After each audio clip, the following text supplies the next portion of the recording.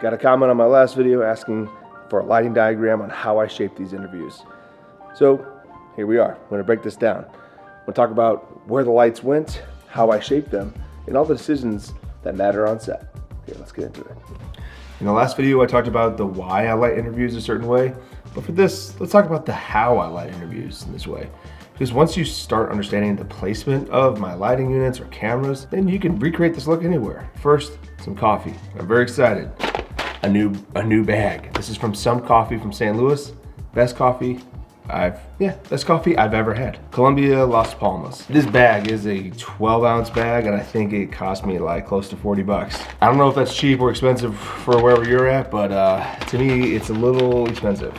But it smells it's so good. I like, big fan of this local roast. I mean, you get the details on that, you probably can't. So light roast, it's gonna be so good. I don't know if my style of making coffee would offend the creator of these beans or would be okay. Not a lot of people pour this over ice. Yeah, it's just my thing. To knock out some of the important details for some of you out there, let's talk the camera equipment. On this project, we shot the Blackmagic 6K full frame, pocket, whatever. We had two of them. One was on sticks, one was on about a 8-foot track maybe of Dana Dolly, maybe about 6 feet of track of Dana Dolly. My favorite thing about Dana Dolly is that you can just use pipes, you know, whether you want a 4 foot, 6, 8, 12, or you go up, you know, whatever. You gotta use some support beams for that, but you're no longer handicapped into just using whatever your little slider is. Plus it can take pretty much any amount of weight. Big fan of the Dana Dolly. So those two cameras matched with some DZO Cata Ace zoom lenses. Now, for the A camera, we found a wider frame, locked it, and walked away. But for the B camera, of which I was this is a small team. You got a producer director asking questions and also monitoring the A camera, which basically was, if anything happens, tell me. But I was rocking the Dana Dolly. And the Dana Dolly, not only was I moving left to right with our subjects, you know, I was on the angle shot, I was also zooming in and out. That allowed me to like get into the emotion, whatever they're talking about. I know the story it's sad, and so I wanted to get in tight. And plus it was a 2-person interview, which I'm not a big fan of. I try not to do them, but it totally called for this one. It was a mother and father of talking about an incident that happened with one of their kids. So I could push past and go on a single of one of them, which was pretty nice. You know, matte box and all, just kind of making sure we were dialed in our NDs. But you know, that's one of the first times using those Blackmagic cameras, and you know, not bad. It's nice to have a small HD Cine 7 to stab both of those cameras in. That was on my monitor. I just ran a longer cable to both because we didn't have the budget for wireless. So I ran a longer cable to the one I was operating, so I can occasionally stab in, double check, make sure the false color's kosher for both cameras. That's a little pro tip for you. This is practical coffee for me. It's early in the morning when I make these videos, so this is my first sip of coffee. And as you can tell, typically my videos get better towards the end. I feel like when the coffee kicks in. That's very bright. I'm a fan of that. Before we fully jump into these, I think one key takeaway on what you're gonna learn from this is direction, diffusion, and subtraction. Those are the 3 main things on what it takes to make great lighting. Here, let's get into it. So what do I mean by direction, diffusion, and subtraction? Well, it's the direction of where the natural light comes from.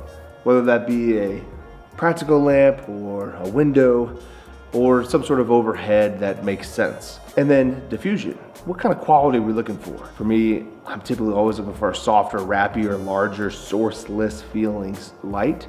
And for that, we went with the quarter grid. And subtraction. It's about turning off the practicals. It's about turning off the extras. It's about turning off the fill light. It's about getting rid of light from the side of your face. I know deacons have said this before. You walk into a room, turn off all the lights, and try to do it with one. Try to make one light do 2 things. Walk into this space, see what you got going, see what you can control and what you can't, and go from there. Let's break it down even more. I'm showing right now real quick one of my favorite tools, which is not the most intuitive or the most like groundbreaking, that's been around for a while, but it's the Hollywood Shot Designer. A simple way to put in lighting instruments, designing a room, camera direction, character movement, and you can get real intricate with it, but I like to use it when I'm just breaking down what the room has to offer, where the windows are, where the doors are, what kind of shape the room is, and how big it gets. You know, you can really dive in and get all the angles and nooks and crannies, and it depends on what kind of project you're doing. And many of them, for commercial work, they call for that. You want to be as precise as possible. But something like this, where we were a smaller crew, sometimes it just helps to plan out what you've got. Like, you know, it's also a better way to understand how many lighting instruments you have on the truck or what you're bringing to set, and just finding your best angles. You go and scout the location, then you go back to your room or whatever, and you build this shot design, and then you put your instruments around, and then you come up with this plan thinking, yes, this should work. And you show up to set, and then you realize, boom, nailed it. Or, hey, that light 2x1 Gemini, that thing doesn't put out hardly any amount of light. I kind of forgot how weak the 2x1 Gemini was. Ideally, you think it's as much as a sky panel, or you feel like it can throw some light, but man, it doesn't. So I had to swap my key light source from the Gemini to the 600X, which was bouncing into a 6x6 ultra bounce and back through a quarter grid diffusion. I'm a big fan of the grid diffusions more than a silk or more than most. I like the way it shapes, I like the color rendition that comes off it, and overall, just like, I've done the tests, it's my favorite fabric. Now, if we had the budget, I would have gone for maybe even a stronger version of that. I would have gone for a full silk or maybe even half silk. But using the Gemini and into ultra bounce back through, I was like, ooh, that'll be soft enough to wrap. Now using the 600X, it's a little more punchy. So I think I went naked on it without a dome, maybe a little bit of a wide dome, super wide dome, just to control it a little bit. And that's larger source to help make it spread to both of them. And I was directing it based on windows that we would see in the B-roll and that the space offered. It also was the room. The room offered larger amount of space over here to put the equipment. Sometimes you're just constrained by how big the room is and what you can get away with. So we talked about direction that's our key source, motivator from a window. Talked about diffusion being ultra bounce back through a quarter silk, softening up the light. Then we got to talk about subtraction. Anywhere I was not wanting light, I was putting up negative fill, whether that be a 4x4 floppy or an 8x8 negative. Behind camera B was an 8x8 neg fill, T-bone styled to a bar, just draping down and soaking up all that return shadow side. And I had 4x4 floppies, just squeezing in our 6x6 light, making sure the spill is not bouncing out into camera or into client or into another room or just spilling up into the area and, you know, allowing this wrap to happen. Based on where the two talent were sitting, there was a bookshelf and a wall right there, and the 6x6 was angled in such a way that would be a off 3/4 angle, you know, kind of Rembrandt style lighting. But if I didn't put a floppy right here, it would have just spilled and nuked all that wall, and I think your eyes would have gone there more than your eyes would have gone to the eyes on screen. It's important to control your spill. Whether, you know, ideally you're using duvetine or some sort of solid fabric, you know, black solid fabric or floppies. But you can get away with, you know, furniture pads or kind of next to anything just to help control that spill. Beyond just the spill, we also got to talk about the hair light. I'm a big fan of using tubes as your hair light, something that you can control typically how much output they are. Most of them you can control the color. So for this, we were using Quasar tubes because of the amount of output, and we knew we were going to stab them in, and also because of budget. For this project, we had a little bit of a tighter budget, so the Quasars beat out the Titans typically, and they have a little more output. So we had those on a C-boom arm rigged behind and just giving a little separation for the talent. Depending on what we're doing and depending on what's in the background, if there's a practical lamp that's really warm, I'll set that tube to that kind of warmth. But more often than not, I feel like I'm always running my hair light just a skosh, maybe a couple 100 degrees Kelvin cooler than whatever the key light is. If we're keying at like daylight, then I'm up to 6,000 degrees Kelvin for that hair light. I like the idea of the hair light being just a little bit cooler or warmer if there's a practical. But you really got to make sure there's a practical there that's kind of motivating that wrap. And then of course around the room we were pinging off with some little lights that I had just to give some lift to some areas that needed a little bit more attention and to give some slashes down on the walls. Planning where all these lighting equipments go before you arrive to set is super crucial. And here's one of my favorite tools I like to use on location scouts. One of my favorite tools I like to use on location scouts is a 360 camera. I'm currently rocking the Insta360 X4, I believe. Would be interested in upgrading after I unfortunately used my Insta360 camera in a really tight welding shot where sparks were flying at the lens, and it did scuff it up. But it's still holding up pretty well, and you kind of have to look for those scuff marks in the resulting images. But it's really clutch. You get yourself a little Manfrotto tripod, use a telescoping arm, put that in a room, use like a 5-second timer, hit the photo button, step back, and you got yourself a scan of an entire space within just a few seconds. I'm a big fan of the LiDAR technology and on the iPad or on your phone when you can scan a room that way, but I think it takes longer. If you have the time, that's also a great way to get pretty great measurements of a space.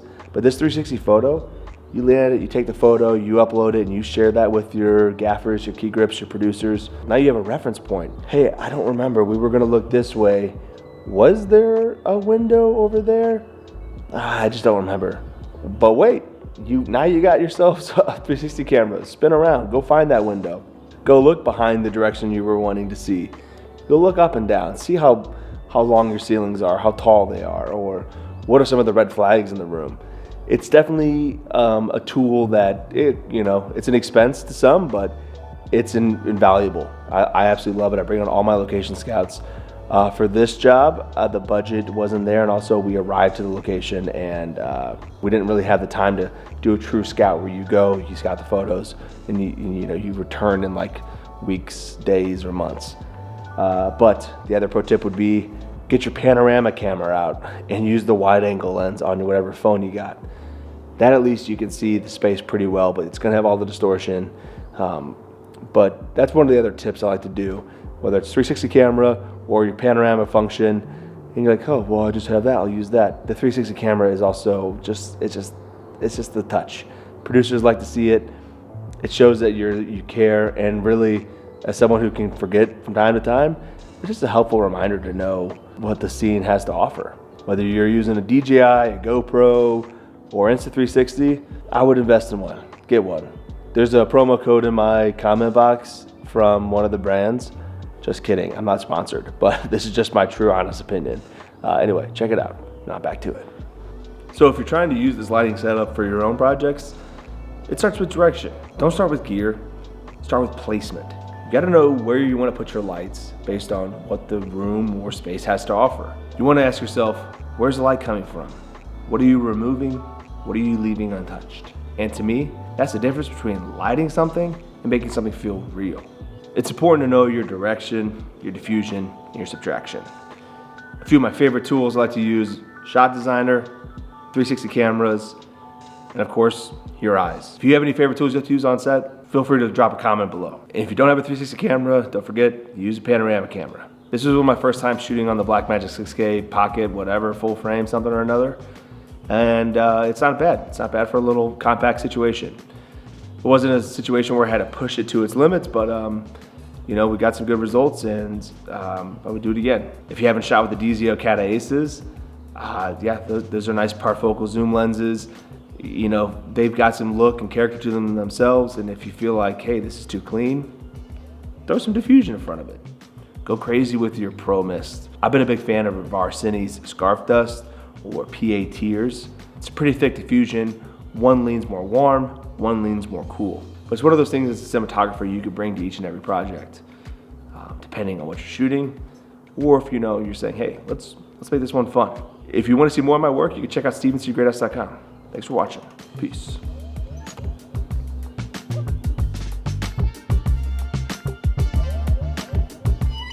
Trying to grow this channel, so don't forget, like and subscribe. Thanks. Peace.